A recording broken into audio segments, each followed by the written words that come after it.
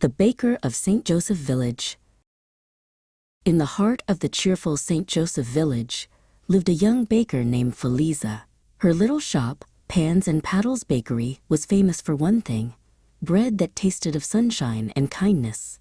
Every morning, she would hum happily, her hands busy with flour and dough. But across the plaza, another baker named Benhur watched with a frown. His loaves were heavy and sour, much like his mood.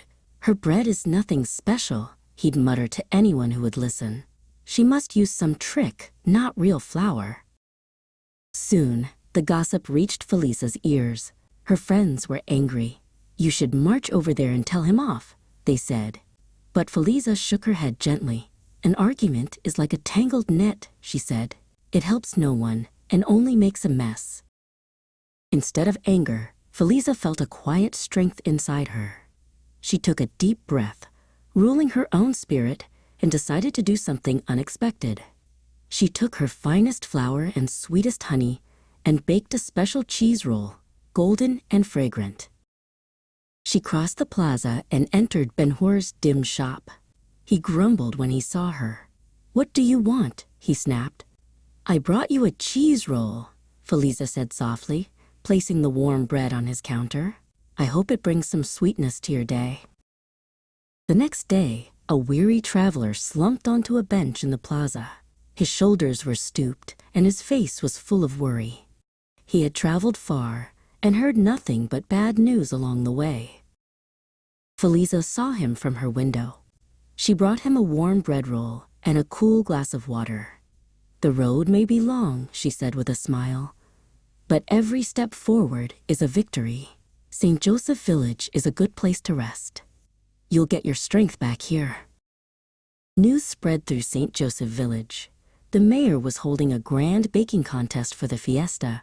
"This is your chance, Feliza," everyone said. "You can finally put Benhur in his place and show everyone who the best baker is." But Feliza just smiled. "Being the best isn't a prize I need to win," she explained. She spent the week helping the town's children with their own little entries for the fiesta. She stood firm in kindness, refusing to be drawn into competition. On the day of the contest, Benhur's stall was empty. He walked over to Feliza's shop, not with a loaf, but with an open heart. "I was wrong," he said, his voice soft. "Your bread isn't a trick. It's made with a kindness I've never known. Could you teach me?"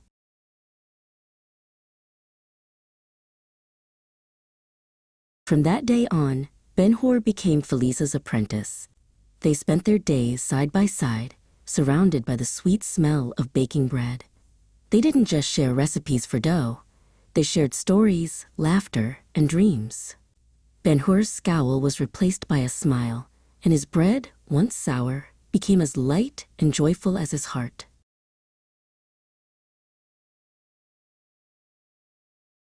It wasn't long before the whole village saw that they were mixing more than just flour and water.